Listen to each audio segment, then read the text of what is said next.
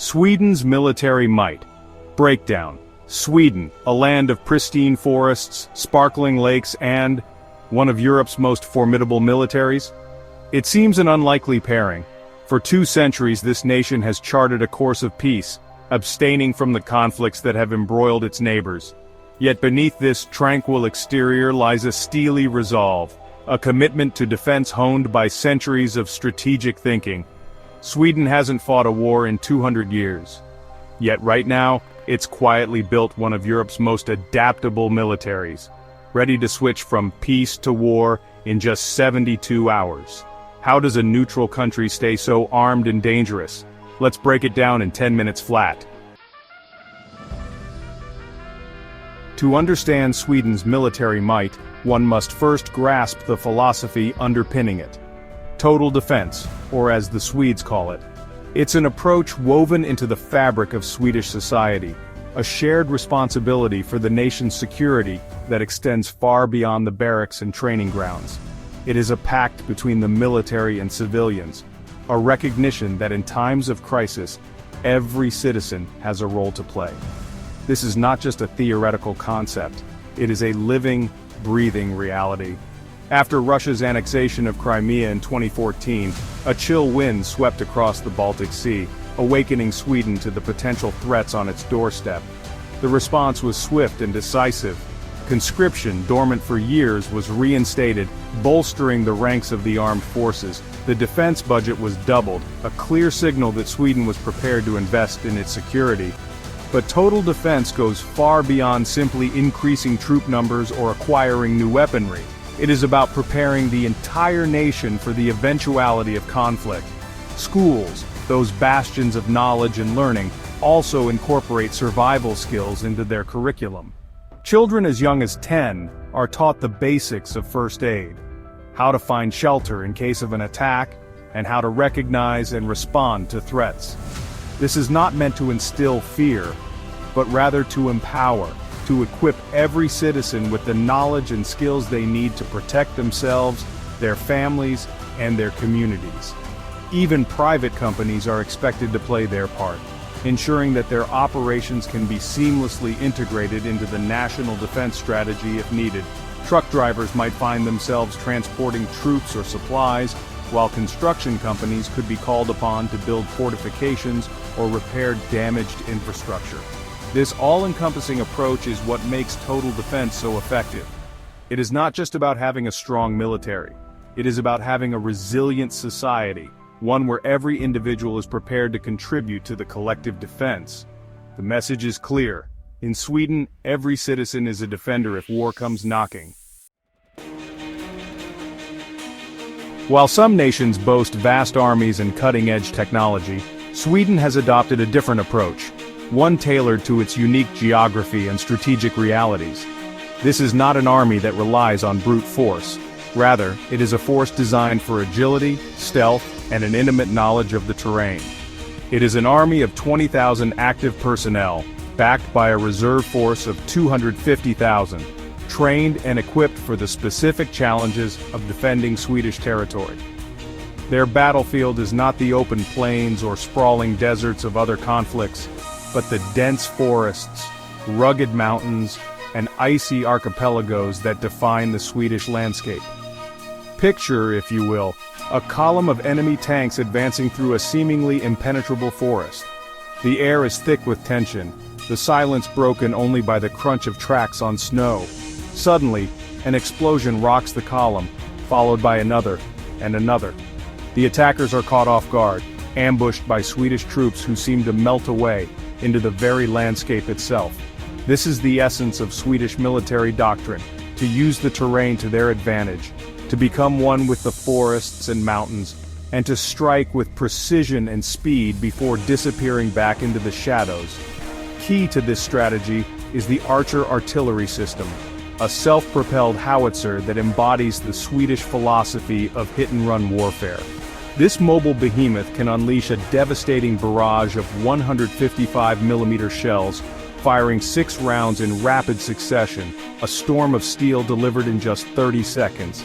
But what makes the Archer truly formidable is its ability to disappear almost as quickly as it appears. Within moments of firing its deadly payload, the Archer can pack up and relocate, evading any counter-battery fire. It is this combination of firepower and mobility that makes the Swedish Army such a formidable opponent, a force capable of punching above its weight class on a battlefield of its choosing. Chapter 3. In the frigid waters of the Baltic Sea, another aspect of Sweden's military might patrols the waves, the Swedish Navy. Here, size isn't everything. It's not about colossal warships bristling with weaponry, but rather a fleet designed for stealth, agility, and a deep understanding of their watery domain. The crown jewels of this fleet are the Visby-class corvettes, vessels that seem to embody the very essence of the sea itself. Constructed from advanced composite materials, their hulls are designed to absorb radar signals, rendering them virtually invisible to enemy detection systems. Imagine, if you will, a wolf pack of these ghostly warships, gliding silently through the choppy waters of the Baltic. Their low profiles hug the waves, making them incredibly difficult to detect, while their advanced sensors scan the depths for any sign of enemy activity. This stealth capability is not just a matter of technological prowess, it is a strategic necessity in the confined and shallow waters of the Baltic, where there is little room to maneuver and every encounter carries the risk of escalation. But these stealthy predators are not without teeth. Armed with anti-ship missiles, torpedoes, and a variety of guns, the Visby corvettes pack a considerable punch for their size.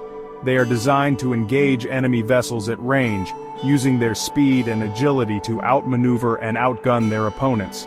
And in a fascinating twist, these warships share a lineage with a rather more familiar mode of transportation.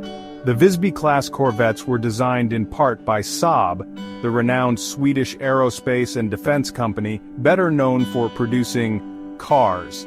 That's right, the same company responsible for your car's safety features also had a hand in creating these stealthy sentinels of the sea.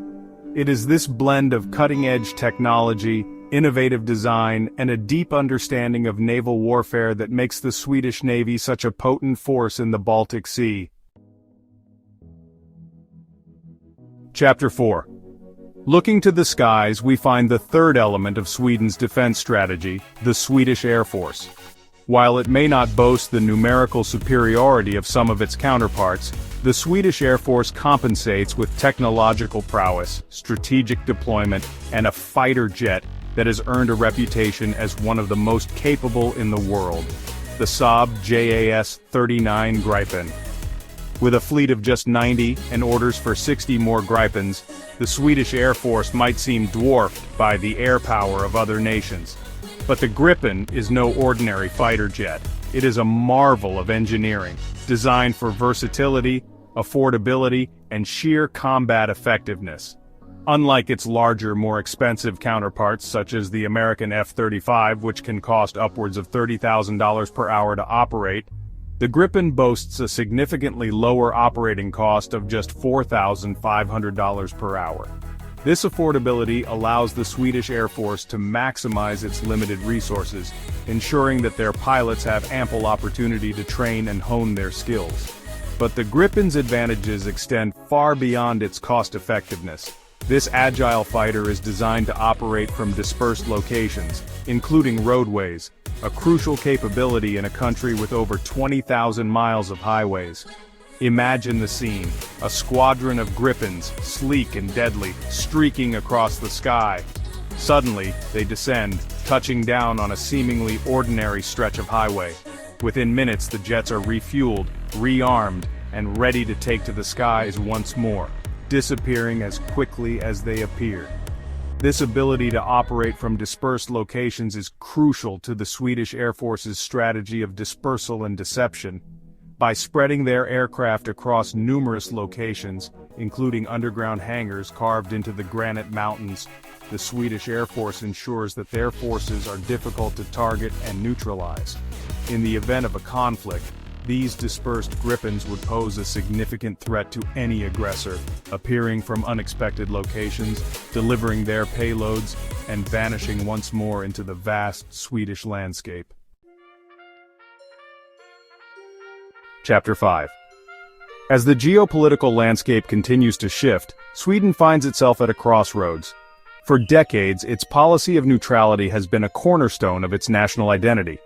But the winds of change are blowing, and Sweden's long-standing tradition of neutrality is being re-evaluated in light of the evolving security environment in Europe. Russia's annexation of Crimea in 2014 sent shockwaves across the region, raising concerns about Moscow's ambitions and its willingness to use military force to achieve its objectives. In response to this heightened threat, Sweden, along with its Finnish neighbor, has engaged in a period of intense introspection, reassessing its security posture and its place in the world. This process culminated in a historic decision to seek membership in the North Atlantic Treaty Organization, or NATO. This move, unthinkable just a few years ago, reflects the changing reality of the security situation in Europe. For Sweden, joining NATO is not a decision taken lightly. It represents a significant shift in foreign policy and a recognition that, in an increasingly uncertain world, collective security is paramount. But while NATO membership may offer Sweden the security guarantees it seeks, it also raises questions about the future of its unique defense model. Will total defense, a concept deeply ingrained in Swedish society, remain relevant in a post-NATO world? The answer, it seems, is a resounding yes. While NATO membership will undoubtedly bring about changes to Sweden's defense posture, the core principles of total defense resilience, self-sufficiency, and the involvement of the entire society will remain as relevant as ever. Sweden's experience offers valuable lessons for other nations, demonstrating that military strength is not solely measured in troop numbers or defense budgets.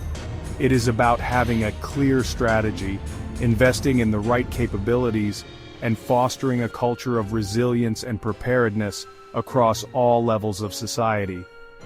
And so, as Sweden embarks on this new chapter in its history, it does so with the confidence that its commitment to defense, honed over centuries, will continue to serve it well in the years to come.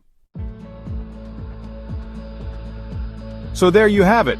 Sweden's military might, hidden in plain sight. It's a testament to the idea that you don't need the biggest stick to deter aggression, just the smartest strategy and a nation united. From its stealthy warships to its highway-hopping jets, Sweden's defense is a fascinating blend of innovation and resilience. If you learned something, smash that like button. It helps more than a Swedish conscript in a snowstorm. Subscribe for our next breakdown, Thailand's military or the F-22 Raptor. Your vote decides.